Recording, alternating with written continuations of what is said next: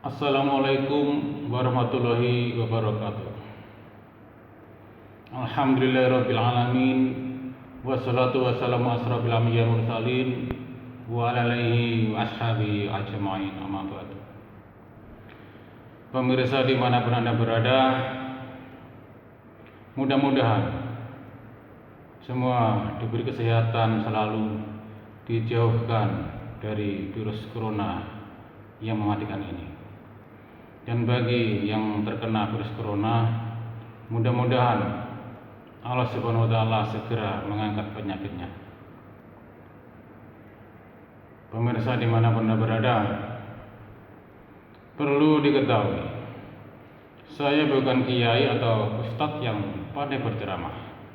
Jikalau nanti ceramah saya kurang lancar, harap dimaklumi. Dan perlu diketahui, tapi saya adalah hanya orang kecil atau orang yang sabar saja untuk menghadapi segala sesuatu. Tapi saya sudah belasan tahun yaitu belajar ilmu sufi, ilmu berzikir, sehingga dengan pengalaman saya ini, saya bisa menanya sesuatu pada Allah Subhanahu wa Ta'ala setelah zikir kami. Biasanya Allah Subhanahu wa Ta'ala memberi jawabannya, yaitu dalam mimpi saya. Dan di sini yaitu dengan adanya virus corona yang mematikan ini, dengan meresahkan semua manusia di muka bumi ini, saya mengambil kesimpulan yaitu untuk menanya sesuatu kepada Allah Subhanahu wa Ta'ala, yaitu dengan doa saya, ya Allah, ya Tuhan kami, di negeri ini virus corona bukannya berkurang ya Allah, justru semakin bertambah ya Allah. Ya Allah, ya Tuhan kami, apakah ada virus corona di negeri kami ya Allah selain penularan dari Wuhan, Cina ya Allah. Ya Allah, ya Tuhan kami, berikanlah petunjuk ya Allah dalam mimpi kami ya Allah. Dengan doa saya, surah alhamdulillah saudara sekalian, Allah menjawabnya dalam mimpi kami ya Allah. Dan perlu diketahui, yang bisa saya amalkan yaitu istighfar dan salawat Nabi. Biasa mengamalkannya 1 jam sampai 2 jam saja.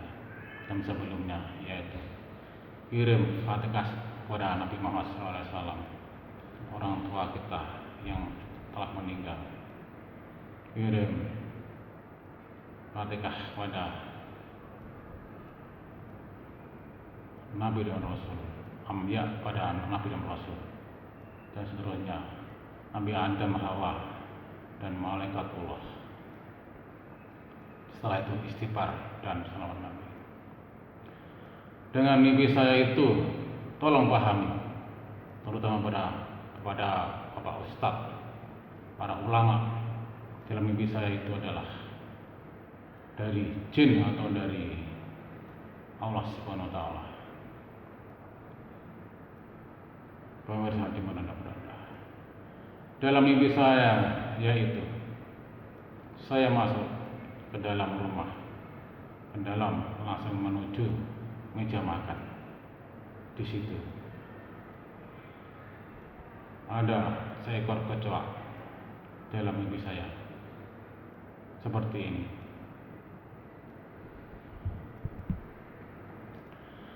Dalam mimpi tersebut, kecoa itu saya pandang dan mengeluarkan sesuatu dalam tubuhnya. Aku pandang. Lama-lama kecoa itu meninggalkan gorengan tipe tersebut. Dan aku pandangi, apa itu? Bergerak lembut seperti cacing atau beratungnya masih lembut. Lama-lama menjadi anak kecoa yang cukup banyak sekali. dan segede raya. Setelah itu saya terbangun dalam salat. Akhirnya saya renungi. Coba saudara sekalian, kalau kita tahu bahwa makanan kita dihinggapi kecoak atau dibiarkan kecoak atau ditelurin kecoak, tentu kita buang. Atau bila kita kalau tidak ingin rugi, kita bisa goreng lagi atau masak lagi supaya virusnya tidak mematikan atau virusnya supaya mati. Tapi kalau kita tidak tahu terus kita makan, apa yang terjadi di perut kita, saudara sekalian? Tentu kita tidak bisa kita bayangkan. Apa tidak bersarang di tubuh kita, saudara sekalian?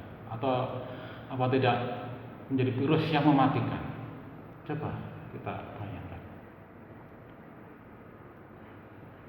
Dan mungkin pemirsa heran, kenapa wajah saya tutup seperti ini? Karena setaunya di wilayah saya ini bukan orang ustaz atau kiai, hanya orang biasa saja atau orang kecil. Paling-paling teman mau dengan saya enggak pernah melanggar yang dilarang oleh Allah saja. Taunya mungkin hanya saya ibadah saya tekun saja.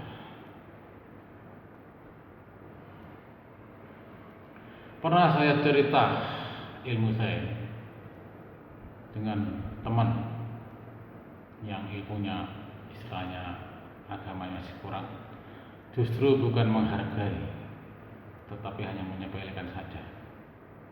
Tapi pernah juga saya cerita sama ustadz yang ilmunya tinggi, justru menghargai saya. Tolong pahami para ilmuwan dengan video saya yang sederhana ini. Kalau dipandang kecoak, memang dari dulu sudah ada namanya kecoak. Tapi mungkin kecoak yang dulu tidak membawa virus yang mematikan. Kalau kita pandangi yaitu dari berita di televisi dari virus corona yang datangnya dari Wuhan, Cina. Kalau dari sana para ulama atau dari para ilmuwan datanya dari hewan-hewan yang liar yang dimakan, dan para ulama memahami karena hewan itu diharamkan oleh Allah Subhanahu wa taala. Tapi kalau kita pahami, orang makan seperti kelelawar itu sudah cukup lama sekali, saudara.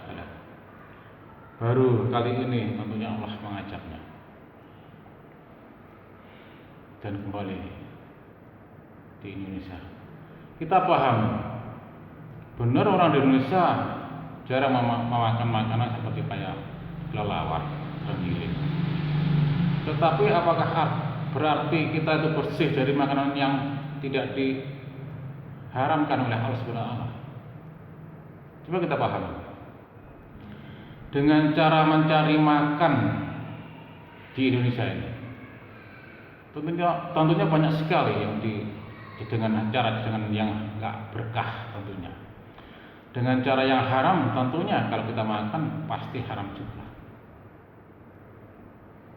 Maksud saya seperti itu.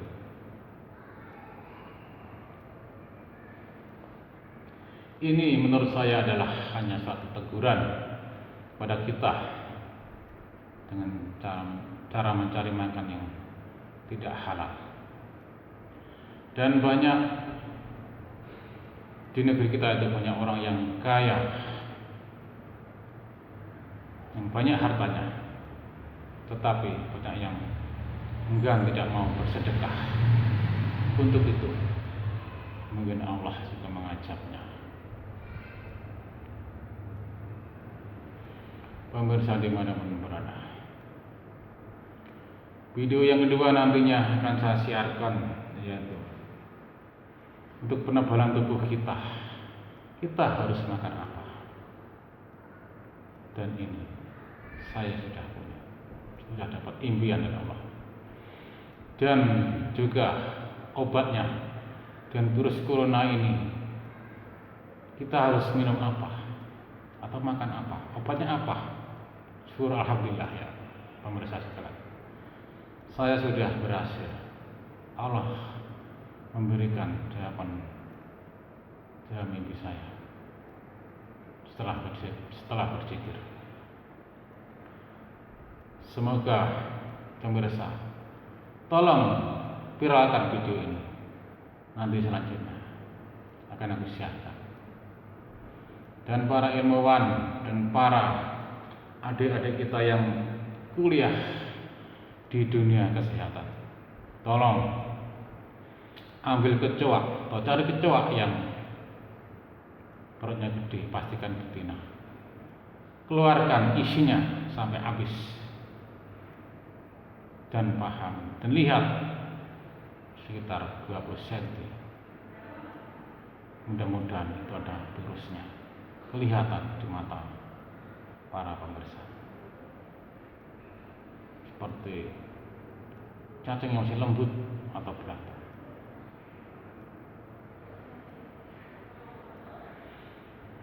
Saat itu saya ketik di Google, memang ada di dalam perut itu ada cacing yang masih lembut, tapi tidak membuktikan karena di lab kalau ini kita makan, tentu kita mendapatkan virus yang mematikan. Jangankan cacing, dalam kencingnya pun atau kotorannya pun kalau kita makan tentu membawa virus yang cukup mematikan. Minimal kita demam dan flu minimal. Tapi tentunya tetap menjadi virus yang menular, saudara-saudara sekalian.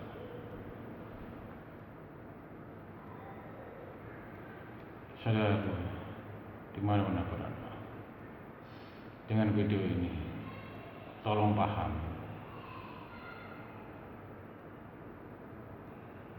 atau para ilmuwan paham. Nanti tunggu untuk video keduanya, akan saya siarkan lagi. Terima kasih atas perhatian Anda. Dan wassalamualaikum warahmatullahi